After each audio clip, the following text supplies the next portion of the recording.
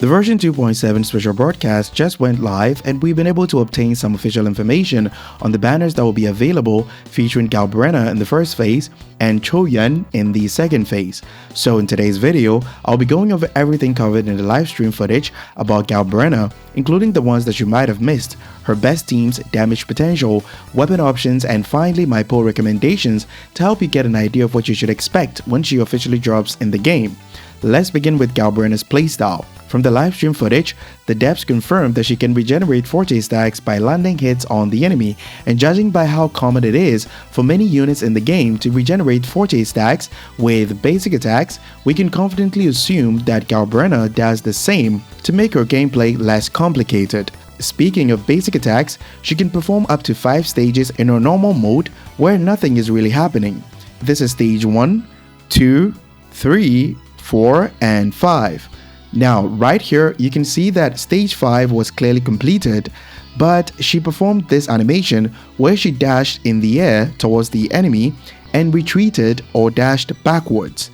My guess is that this is as a result of a skill press in the normal mode. Now, if you look closely, you can see that instead of landing on the ground after the retreat or the backward dash, she did an air step right here, which clearly drew inspiration from the Devil May Cry franchise. Now let's get into her special mode or forte circuit. When her forte stacks were full, she performed this special animation to do damage and makes her enter a special state where her arms and legs starts burning with blue flames. We know with high certainty that this is her forte circuit because most units have special effects tied to their forte circuit. Shang Liao's prosthetic arm gets overcharged with lightning effect, and Lupa's tail, arms, and ears starts to glow as well. The button press that activated this animation that sends her into the special state will most likely be a skill or heavy attack, since it's the most common way for other resonators in the game to use their forte circuits. In this state, her basic attacks get modified, where the basic attack stage 3 does damage in a large AoE and summons wings, which are actually pretty cool. She will then follow up with the 4th basic attack where she slaps the enemy with her wing and performs a spinning kick to finish the 5th basic attack. For her Resonance Liberation, the devs did not mention if it does anything special or grants any kind of buffs, but they did mention that it's able to control enemies, so we can look forward to some crowd control capabilities if that's what they mean by control. To be able to get an idea of what kind of damage output that we should be expecting from Galbrena, we first need to figure out her combat role. While the livestream footage did not mention whether she's a hybrid or dedicated main DPS like Carlotta or Zani, the fact that she's dropping in the same version alongside Choyun most likely indicates that she will be a dedicated main damage dealer that'll provide little to no buffing capabilities for other teammates, much like how Augusta and Yuno dropped in the same version, where Yuno was the best in slot sub DPS buffer for Augusta. The same thing applies to Galbrena, where Choyun is most likely the best in slot sub DPS buffer for Galbrena. So we can confidently assume that her damage will surpass Changli, Brandt, and Lupa, since they are hybrids with low damage potential compared to dedicated main damage dealers like Carlotta, Zani, and Augusta. Team building. Galbrena's team building may not be straightforward as most DPS units in the game. The Law of Harmony Sonata effect, which is most likely made for Choyun, provides up to 30% heavy attack damage bonus when the wielder casts an echo skill and 4% echo skill damage bonus for all resonators in the team, stacking up to 4 times. This part right here that says that it stacks up to 4 times indicates that majority of Choyun's abilities, like his forte circuit, will most likely be considered as echo skill cast, which can be used multiple times before he can grant the full 16% echo skill damage bonus to the entire team. And since we've clearly established that he is most likely the best in slot teammate for Galbrena, it indicates that Galbrena will scale off echo skill damage and most likely depend on echo skill cast from other teammates to gain special buffs to do damage. Think of it as how Frolova requires other teammates to cast echo skills for Hecate to do damage while Frolova is in the liberation state. With that said, let's get into the team building lineup. Best in slot team should be Shorekeeper, Choyun, and Galbrena.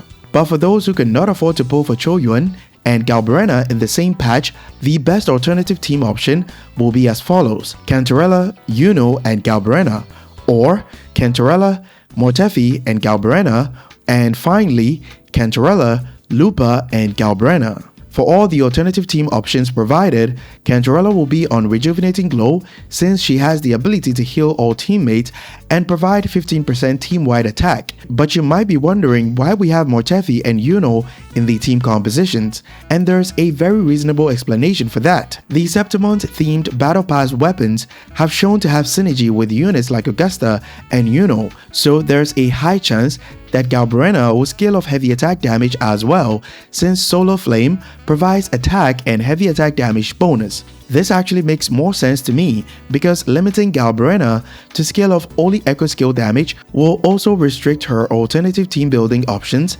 since no units in the game right now can amplify echo skill damage from their outro skills or provide echo skill damage bonus from their passives. So what this means is that there's a high chance that Galbrena will be a dual scaling DPS unit that scales off heavy attack damage and echo skill damage, much similar to Frolova, who scales off resonance skill damage and echo skill damage. For weapon options, Carlotta's weapon will be the second best in slot if you cannot afford to pull for her signature weapon due to the crit damage substat that it provides. But the second part of the passive may provide little to no value if Galbrena scales off heavy attack and echo skill damage.